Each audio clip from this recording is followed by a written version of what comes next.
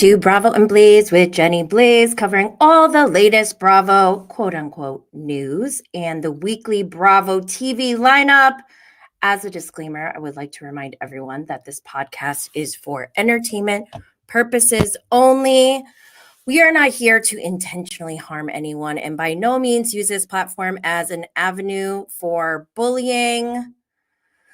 And anything said is alleged, as always. I can't believe I have to say this, but please do not take anything I say as Bible. That includes my posts on social media and my tweets. I am not a journalist, nor do I claim to be one. Nothing I say is fact-checked, at least formally, because again, this is for entertainment purposes only. Be cool, not all like uncool. Why do I feel like this sound is not that loud? I hope it's loud enough. Okay. If you are not following us on social media, make sure you do so. We are at Bravo and Blaze on Twitter, Instagram, TikTok, Facebook, and Twitch. And we are at Jenny Blaze on YouTube. Also, we are live. We are live streaming to Twitter, Facebook, Instagram, Twitch, and YouTube. If you join us here on YouTube, you can interact in our live chat where you can ask questions, give your own thoughts on what we're talking about, or interact with one another. I will take breaks throughout to read through and share some of the comments. If you are a podcast listener, please note that we have visuals over here on YouTube for you to look at. The audio podcast is available wherever you get your podcasts. To help support Bravo and Blaze, make sure you subscribe, follow, share, like, comment, and leave a 5-star review. Whew, like I said, we have some visuals over here. And I want to remind everyone that we have bonus content on the Real Housewives of Salt Lake City on Patreon, where we can speak more freely in a safe and uncensored space. Sign up at patreon.com/Bravo and Blaze.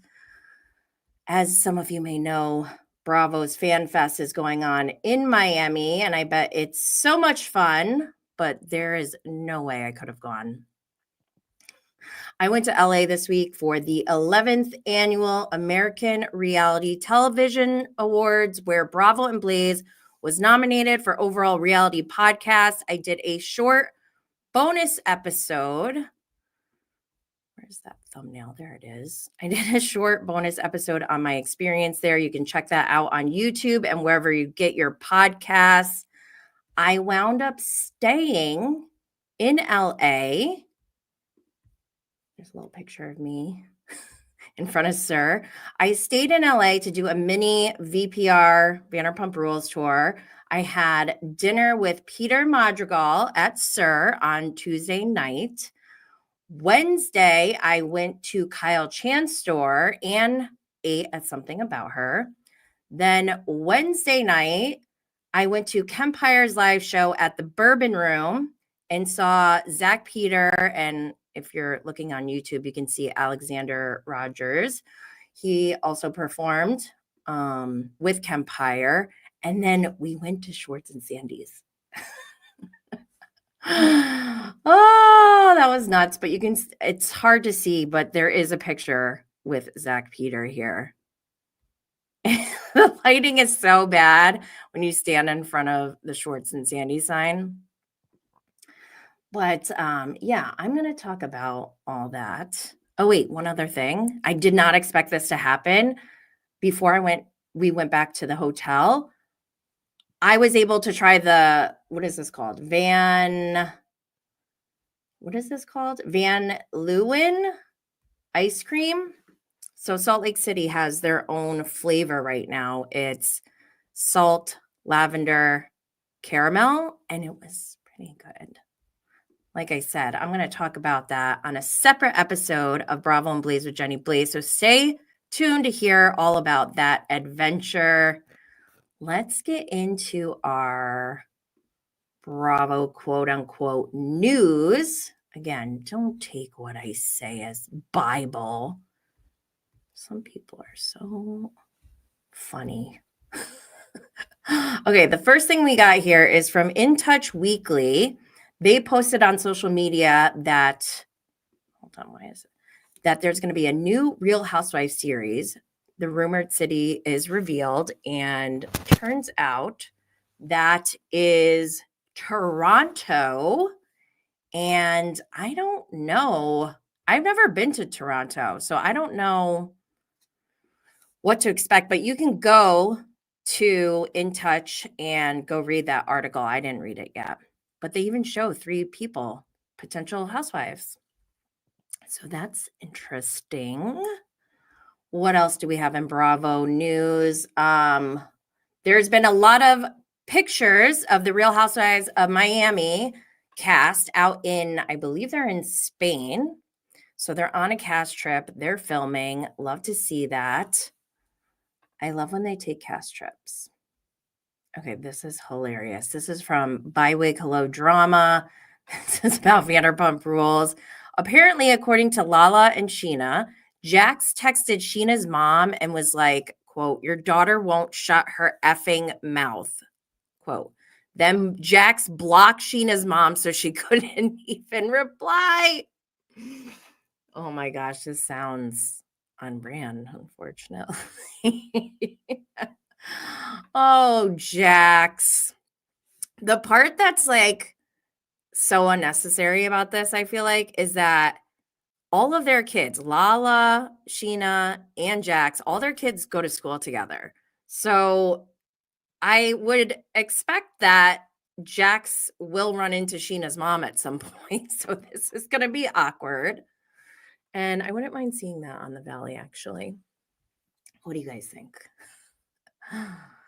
Okay, other news. This is from Real Moms of Bravo. Apparently on Jeff Lewis Live, Reza Farhan was on.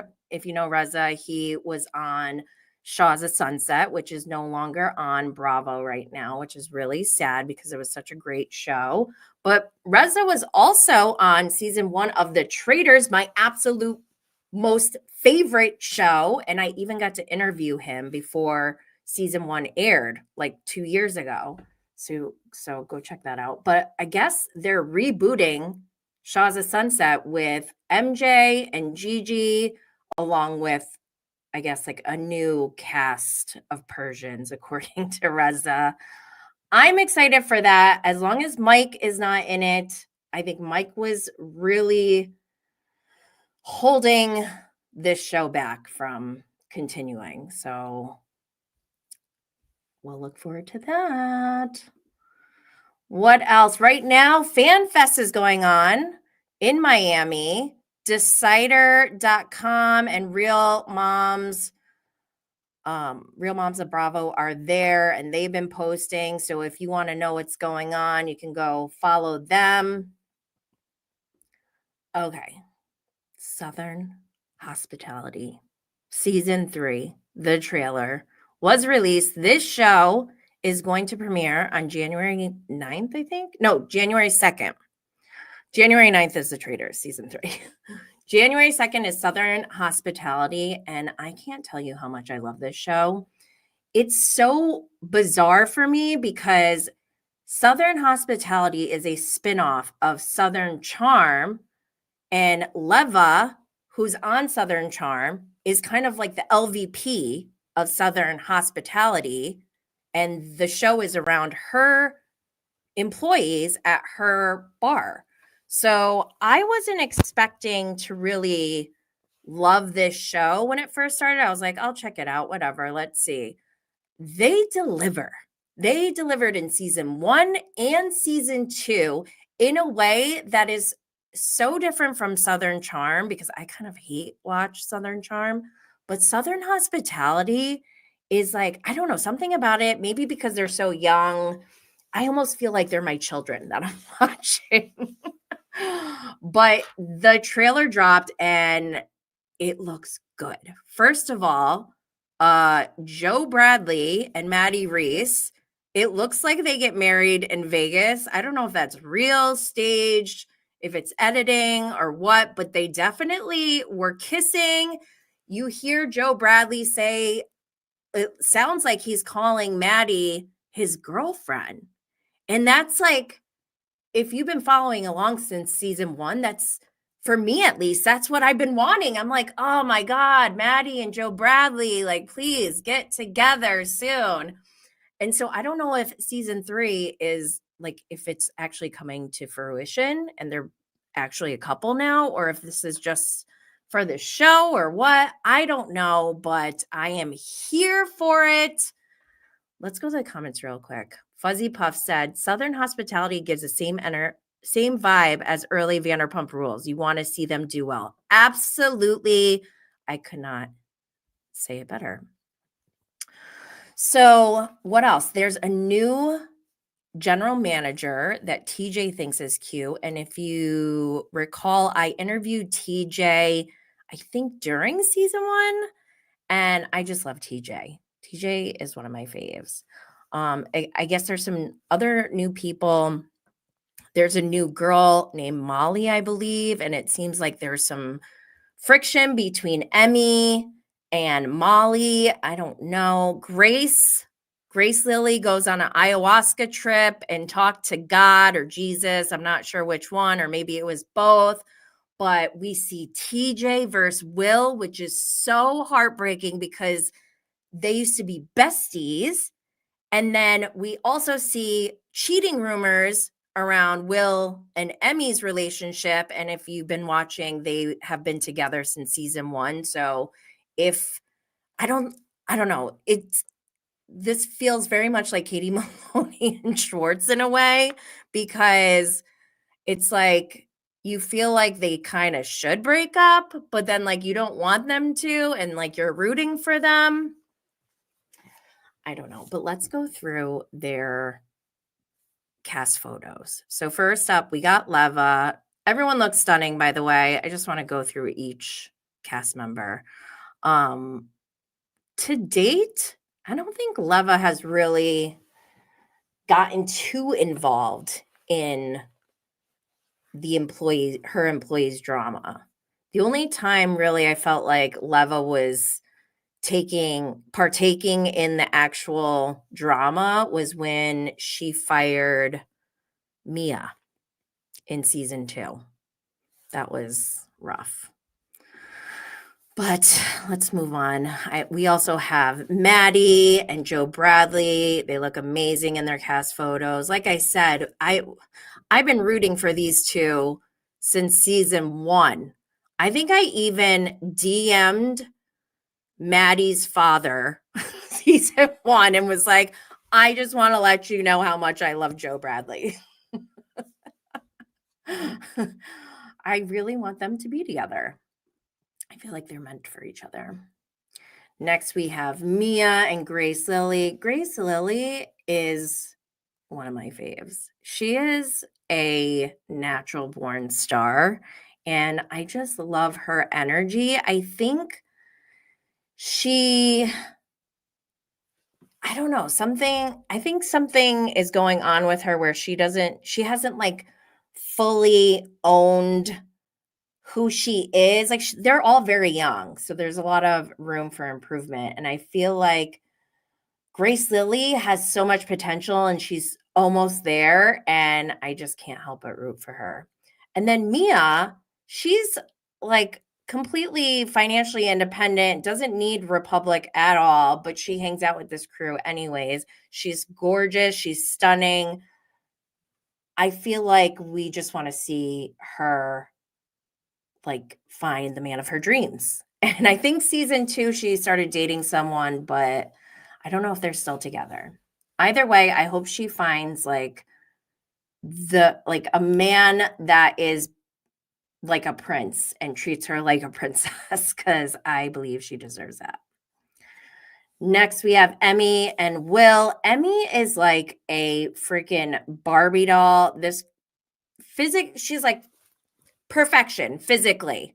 I've never seen any flaws on this girl. She's just always looking absolutely stunning. But her and Will, I don't know. Their relationship seems like it's been strong during season 1 and 2, but I don't know. Season 3 could be a challenge for them because now Will is going to law school and he's not local. They're having a long distance relationship. So we'll see what happens. We got Brad. Remember? Oh my God, Brad is so good. Brad, he was giving so much last season. He knows the assignment. I love Brad. I met him at BravoCon last year too, and he's just so cute. Again, we have TJ. Love him. I feel like TJ hasn't been featured enough in season 1 and 2. I would like to see more of TJ in season 3. So fingers crossed. Here are two new girls. I don't know what their names are. I'm guessing the blonde is Molly. I don't know. But her picture, like, she looks like a villain. And then the girl on the left, she's stunning. I think this is Brad's new love interest actually in season 3. And she looks so cute and sweet. And I hope that's who she actually turns out to be. Here's 2 new guys. I don't know which one is the new general manager, but whatever. 2 new guys. I'm glad that milkman is gone. I didn't like him. Okay, like I said, that premieres January 2nd. I cannot wait. Okay, let me go to the comments real quick. What's up, Tay-Tay? They wrote hashtag RIP Jesus Chugs. The Bravo informant, what's your thoughts on RHONY reboot or phony? Don't worry, we're going to get to that. Let's see what else here. Brian is here. And my girl and Dub. Love you. Fuzzy Puff, Will is sus. See, I thought that too. Let me go back to the slide of Will. I automatically hated Will in season 1 because he felt like a combination of Shep and Austin to me. And I was just like immediately turned off by him. I'm like, this guy's probably a douche just like the rest of them on Southern Charm. Because don't forget, I had this like Southern Charm bias going into this show. And I'm so glad that things were totally unexpected and I have a completely different outlook on Southern hospitality than when at least what I thought I was going to have when it first started. But Will, yeah, I didn't like him at first and then he grew on me. However, I don't know if it's because I've talked to him. So he's a Bravo lab that I would just tweet about as if he's like a character in a book or something. I'm like, I don't know about this guy, blah, blah, blah. Then I don't know if it was season 2. I think it was early in season 2. He replied to one of my tweets and I was like, oh my God. He like was defending himself. He had a reaction. He was triggered, I guess, by my tweet. And so somehow, or maybe he DM'd me. I'm not sure if he replied or commented or DM, but we somehow just chatted in DMs and I did like a 180. I was like, okay, he's not a bad guy. And clearly I was influenced by our personal interaction. But yeah, I don't know. We'll see. I haven't talked to him in a while, but he grew on me. We'll see. Brian said, so should we get into Southern hospitality? Yes. I tried the New Orleans version and was like, pass. I like the NOLA one, Southern Charm NOLA. I like that one and I want it back. All right, let's move on to our Bravo lineup because we have a lot going on in the Bravo world. A lot of new shows going on. So first up is Real Housewives of Potomac, Season 9, Episode 7, Hard Launch, Soft Landing. The clock is ticking on Karen's court date as she examines what really caused her accident. Jazzy hosts an event for her boyfriend, Darius, after a meeting at the White House. It's a, what? cavalcade of partners as some of the ladies' men are introduced to the group for the first time. Okay. Mia's co-parenting arrangement with Gordon is strained when he confronts her and Ink about the timeline of their relationship. Oh my God. I am not like super excited to tune into Potomac every week, but I am tuned in because there's some heavy topics being discussed, and I'm like watching with my hands covering my eyes, but also kind of peeking because I'm like, oh my gosh, I can't believe they're talking about this stuff on TV. The whole Mia Gordon Ink triangle is so tough to watch. And I don't even want to repeat the things that Gordon said about Mia, but oh my gosh, yikes, yikes, yikes. If you have any thoughts on Potomac, leave them in the comments and I'll come back around to them later, but I don't even want to get into this one. It's too dark. But I like it still. And I love how the women on Potomac have a way of having these heavy topics discussed without having like full on complete meltdowns like some of the other franchises I feel like would. And yeah, I'm thinking about Poop Wind because who makes Bravo take down footage? Think about that. Brian said, my thought. Mia saying she opened a chiropractic clinic after she went into a hospital for opioids was not the main reason. She blew her back out being up on the pole. She blew her back out being up on the pole. Brian, you are so hilarious. I can't even take it. Max said Karen is tough skin, no accountability.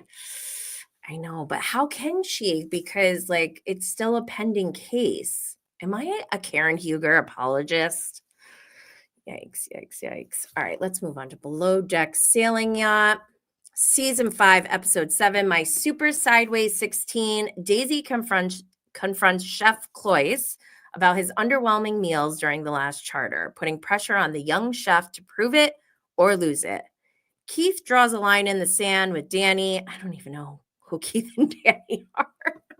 On deck, Gary grows frustrated with Emma's lack of improvement. A fun family group of guests comes aboard to celebrate a sweet 16, and Cloyce gets gastronomical to impress. A late night emergency causes the crew to wake up and spring into action. Okay, biggest takeaways from this week's episode of Below Deck Sailing Yacht. Number one, wow, so hard to drive a tender, a little boat. Like, I've never done it, but I feel like if that was my job, I would try to make sure I learn how to do it the first time I get trained. If not the first time, maybe the second, but the third time, fourth time, fifth time, you don't know how to drive this thing, something is not right. Very concerning. And then my second takeaway, are people watching Below Deck? Are you guys entertained? I had to do a pulse check. I did a poll on Instagram stories and on Twitter. I asked how everyone's feeling. The options were love it, it's okay, boring. I also like to compare the results from Instagram and Twitter just because there's different types of people on different platforms. And no, I haven't moved over to the other, what is the other one called? Blue Sky or something. I did create an account. I just can't take on more platforms. It has nothing to do with anything political or whatever. It's just like literally I cannot take on anymore. But anyways, back to the Below Deck Sailing Yacht poll. 31% on Instagram said they love Below Deck Sailing Yacht. And I thought that was shocking. 38% said it's okay. And then another 31% said it's boring. That 31% that said it's boring, I feel like those are honest people. Ay. Okay. And then on Twitter, 13% of people said they love it. That's way lower than on Instagram. 52% said it's okay, and 35% said it's boring. Just from my experience, I feel like people on Twitter are usually tougher critics. So I don't know. I think the majority is like indifferent. We want to love Below Deck Sailing, but it's not really delivering this season. And that's unfortunate because we love Captain Glenn. We love Daisy. Can't stand Gary, definitely over him. But I don't know. What are you guys thinking? Let's see. What do we have here? Max said, sorry, I'm not into the Below Deck franchise. Wait, in general or this one? I need to distinguish that. And Deb said, I watch because I like Daisy and Captain Glenn. I want them to succeed. Same. I do love watching how they manage the interior and the deckhands and all that. Like, I like that working part of it. I don't know. Do other people? Am I the only one? And Deb also said, historically, I've always been a huge Below Deck fan. I think Bravo oversaturated the market by having 3 seasons back to back.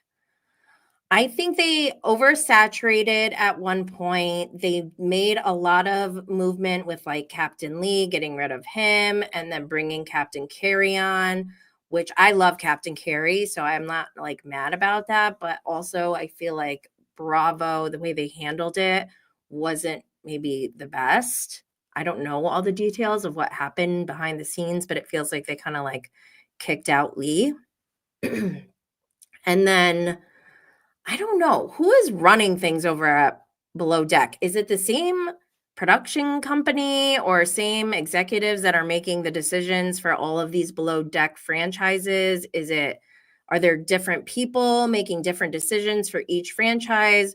Why do they keep bringing Captain Sandy back? I cannot stand watching her. It's so painful. Anyways, let's move on to the Real Housewives of New York. Yikes. Season 15, episode 8, Birds of a Feather gossip together. Jessel and Pavitt meet with a marriage counselor. Bryn has a surprising request for her ex-fiance. Uba throws a pigeon-themed picnic. The truth about Rebecca is revealed, which causes the ladies to question Aaron's intentions. I really don't care. I'm trying. I still keep trying, and I just cannot. I can't. They even had their mid-season trailer drop this week, and after watching it, I was still like not really into it. One thing I thought was funny was Bryn is like having a meltdown, and she's like, "My kids are gonna watch this someday," which is funny because like she doesn't have any kids right now. I mean, she could have kids someday, so I guess that's valid. Apparently, Abe or Gabe, gay Abe, has a huge dick. Didn't expect that. Now I'm kind of interested in seeing the dick pic that Aaron is showing everyone. But what else? They take a cash trip to Puerto Rico. Raquel reunites with her mom after 6 years, and I'm here for that. I think that is very interesting, and I want to see that. Can someone in the comments just let me know if the audio is okay? Because I don't know if it's my headphones or the mic, but I'm hearing something funky. Anyways, they also said the last night of this Puerto Rico trip was unreal and that the accusations are shocking. I don't know if I, as a viewer, can even believe any of these statements because of what they pulled on us already with this fake pregnancy thing. So I'll watch, I guess, but I'm just like really not into it. We need, I was talking to Zach Peter about this the other night when we were out in LA, and I was asking him, or we were talking about new housewives and like how do we have what makes a good housewife and how do we get back to those golden days, those OG days of where we used to have these women who were out of touch.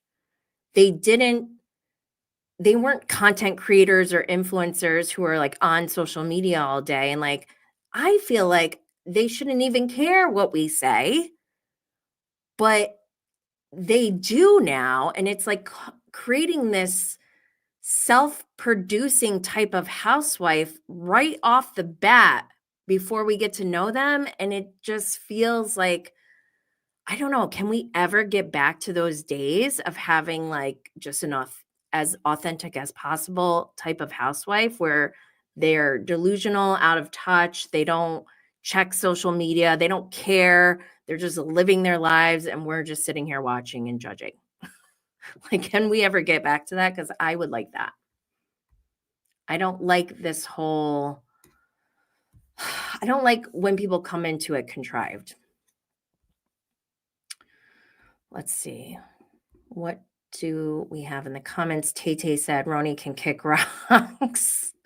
Max said, 2 pranks don't make it right. For real. And I'm indifferent about RHONY. It's on the TV, but I'm not always attentive. I'm like never attentive. It takes me, I have to like rewind and rewatch it a lot. And I don't like that. Brian said, regarding RHONY, I'll watch it. I won't like it, but I'll watch it. Yeah, that's kind of like how I'm feeling too. And Dub said, out of touch, but not too much because they didn't act like A-list celebrities on and off screen. I think Dub is talking about the OGs. Brian said, what makes a good housewife? The only answer is brown wind. Just kidding. Oh, these new wives act like they are A-list celebrities. Yeah, I don't want that. I want them to just be like in their own little bubbles. This is why I think Brittany from Real Housewives of Salt Lake, even though people are not really liking her and they think she's like not that smart or whatever, I think she's actually a perfect housewife because she seems so delusional and out of touch that we get these unhinged moments from her, like at Mary's, where everyone's like in a good spot, but then she just gets up and she's like, what about me? And that's the kind of housewife I like personally. That's my opinion. All right, let's move on. We have more. I talked about the mid-season trailer. Let me know if anyone has that dick pic in a legal way, of course.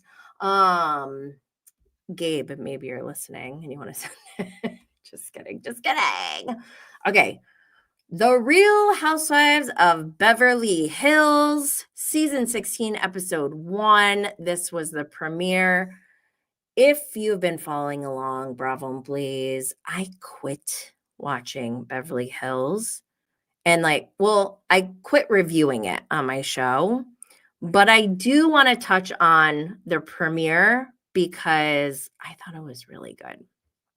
And I don't even like Beverly Hills. So that says a lot. I feel like Beverly Hills is the #1 most toxic franchise that we have next to, actually, I don't know, New Jersey is the other one that's extremely toxic. I don't know which one is worse. But let's get into this premiere. Grace time is over. The women of Beverly Hills are back and change is in the air. Erica is reinventing her home and herself. Garcelle is taking on new roles and Kyle is navigating life post-separation. Dorit is experiencing the biggest change of all. After 9 years of marriage, she and PK are separating. The split sparks Dorit to become more outspoken than ever, especially with regards to her friendships. The women wear their bizarre best. Wait, did I just? The women wear their bizarre best to Sutton's surrealist ball, where new friend Bizoma makes a stunning entrance. Okay, I'm not going to get into this too much because I don't, like I said, this franchise is toxic. But I have 2 questions. 1, Why are Dorit and Kyle even fighting? I thought they were besties. Like, what is going on here? Did I miss something? Obviously, I missed something because I have no idea why they're fighting. It's weird. And the second question I have is, when Kyle and Kathy are not on good terms, does Kathy intentionally befriend Kyle's ops? Because why is she befriending Dorit? Is this genuine?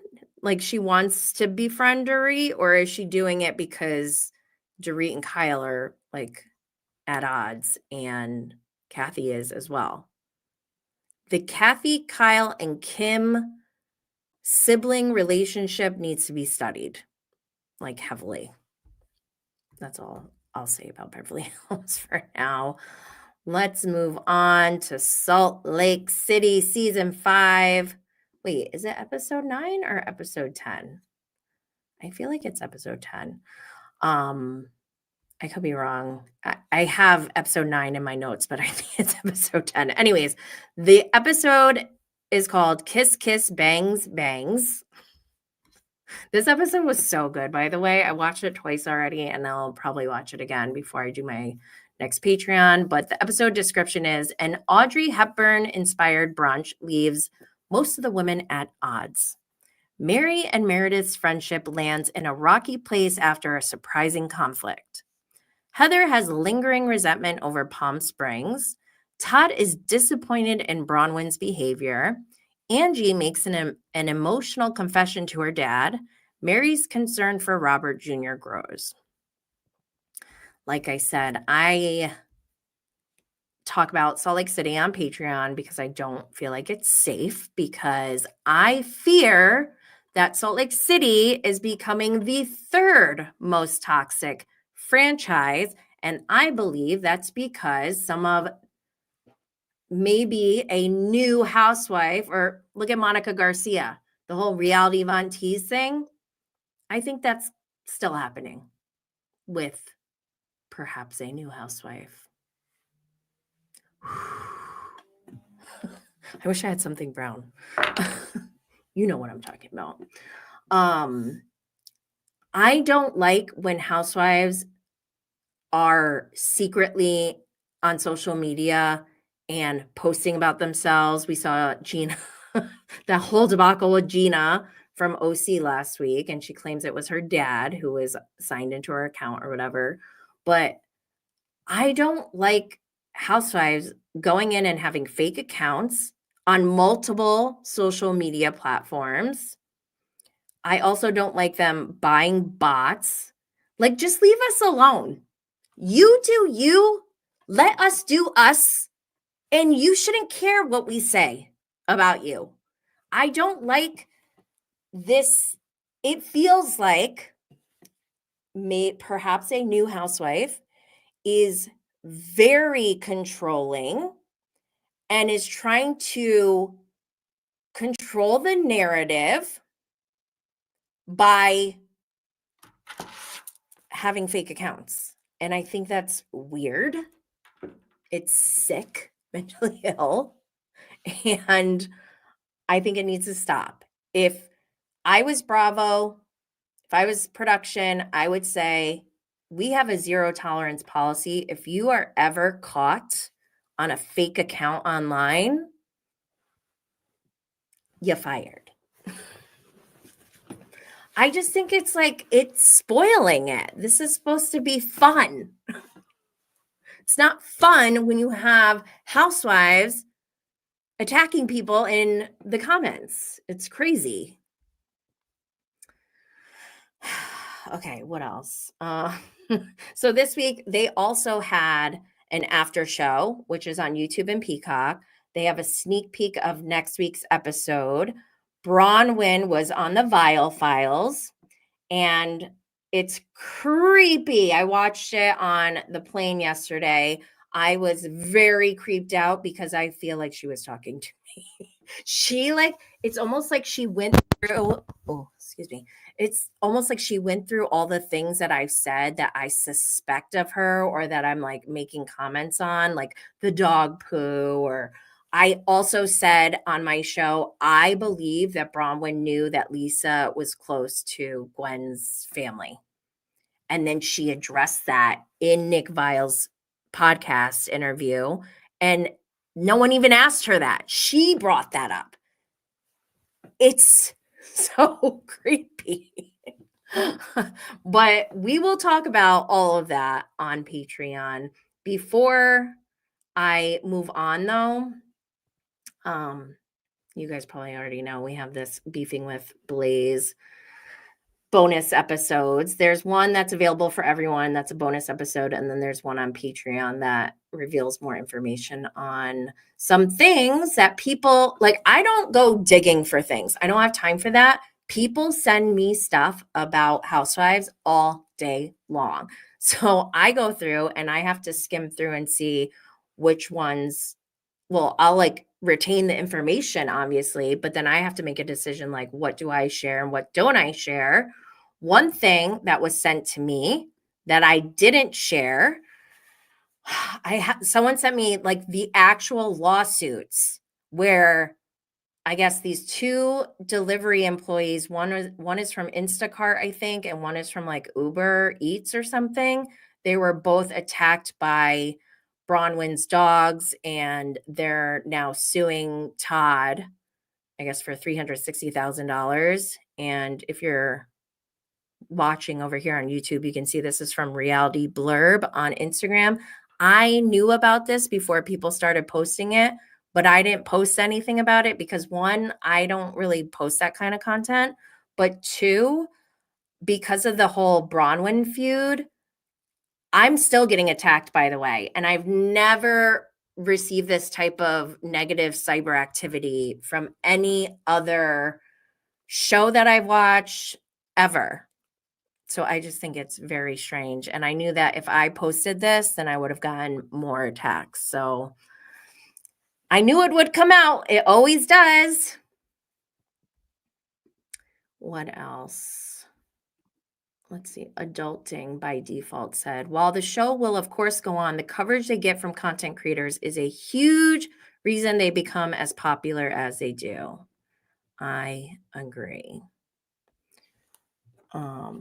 Let's see. Like I said, go sign up at patreon.com/Bravo and Blaze, where we will talk more about Salt Lake City. Oh man, I have new information that leads me to believe that someone on the cast is a undercover content creator. I'll just say that. What else? Let's move on to the Real Housewives of Orange County, Season 18, Episode 20, Reunion Part 3. The reunion concludes with a heated face-off between Shannon and Alexis as they discuss discrepancies in the lawsuit with John Jansen and their dating timelines. Emotions run high as Tamra and Shannon discuss the future of their friendship. The ladies react to unseen footage of John's interview where he opens up about his relationship with Shannon. I just have to say, it made me feel so uncomfortable every time they would show John Jansen giving his side of the story. I was so annoyed. I'm like, I don't care what he has to say. I really don't.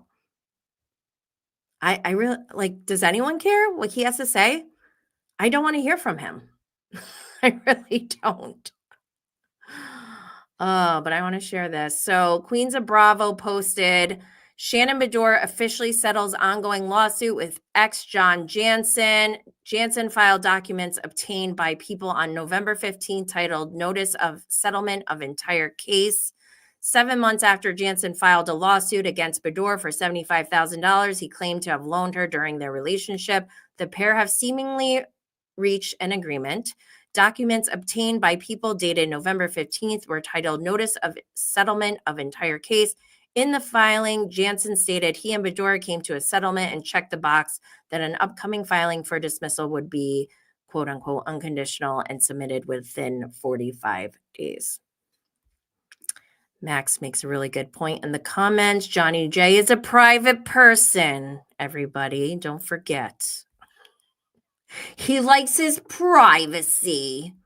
Sure, you know. After this reunion, Jesus Jugs, for those of you who are not familiar with her other nickname, Jugs, Alexis Bellino posted a picture of herself in glam, and I'll read her caption. It's so freaking long. I just had a chance to watch a reunion of RHOC season 18. I'm letting everyone know that I'm broken by this season. I was already broken by losing my mom 3 months prior to filming, so it was a difficult decision to sign back on. Yet I went in thankful it brought me out of bed and out of my depression. But now I have been beaten down so badly, so wrongly, and so many truths left out. So much left on the cutting room floor that would have never brought so much hate to me and my family. There are receipts, many, and they will be brought out this week. The lawsuit only finalized because the opposition knew we had the receipts to bring to court. She had to pay up because she would have lost in court. Yeah, she only paid $60,000 of the $75,000, but thank you for that $60,000. John gave you a discount. Thumbs up emoji. The lie that someone paid for everything is squashed by the fact of what our forensic accountant did. This is so insane. $50,000 spent by John year one, then $380,000 over 3 years, then 2 loans of $75,000, which she finally had to pay because the evidence would have squashed her in court. Truth prevails. It's unfortunate that I didn't get the opportunity for these receipts to be shown at the reunion, although they were brought by me and they were very available to be shown. So now John and I will bring them in our own voice. Oh God, are they starting a podcast? This is never how I would have thought or wanted it to happen. I also want it to be known that I never thought I'd be brought back this season to be the villain. What did you think was going to happen, Jugs? If I had known that, I never would have signed. I live in love, not anger or hate or villainous. I truly lay awake every night wondering why it was portrayed this way. Unfortunately, this season made a hit show at my and John's expense. I thought my beating all season would be finally advocated for at the reunion and the truth would prevail. Sometimes God has a different plan. I will now use my own platform and my voice to share the truth with you because I do not live in toxicity, falsehoods, hateful behavior, victimhood, or lies. I signed on to reality and now I will bring the reality to light. I will never act or become a victim. I will simply live with God and stand in truth. He always prevails. Hashtag stay tuned. Broken heart emoji, heart, regular heart emoji, and then heart hands emoji. Whew, is she saying she's starting a podcast? Is that what we're getting at? She turned off the comments for this post, by the way. Then we have Shannon Badoa. Shannon also posted after the reunion. She posted the wire transfer services receipt. It says outgoing wire transfer request. I can't even see. It's too little, but basically she is showing the receipts that she paid. Oh man, these guys, these ladies. She circled where it says purpose of funds and highlighted, it says John Jansen settlement in full. And then Shannon wrote, enjoy, ... customer copy. She didn't write that part. That's just on the receipt. Wow, messy. I just don't understand why Alexis is doing this. This is making me concerned for her as a woman, seeing that another woman is potentially in a very frightening type of relationship. Like, I'm scared for Jugs right now. which is weird because I don't even like her. Oh, let's see. What do we have? Adulting by default. Lexi must have learned the word forensic in college, and it's her first time getting to use it. Lexi must. Oh, this is the same one. Wow. I just like this girl needs to stop. Don't fight your man's battles with his ex-girlfriend. It's so weird, right? I also want to remind everyone that I did interview Katie Janela, our first Korean housewife on Bravo TV earlier in the season. Make sure you go check that out because I love Katie. What else do we have? I think that's it for today. I want to remind you all to make sure you subscribe, follow, share, like, leave a comment and 5-star rating for Bravo and Blaze on YouTube and wherever you get your podcasts. Don't forget to follow on social media at Bravo and Blaze. Check out new episodes of Bravo and Blaze every Friday and Patreon on Mondays, but also keep your eye out for bonus episodes. Until next time, stay lit, y'all. Mwah. Thank you all for those of you who joined in the comments too. Bye-bye.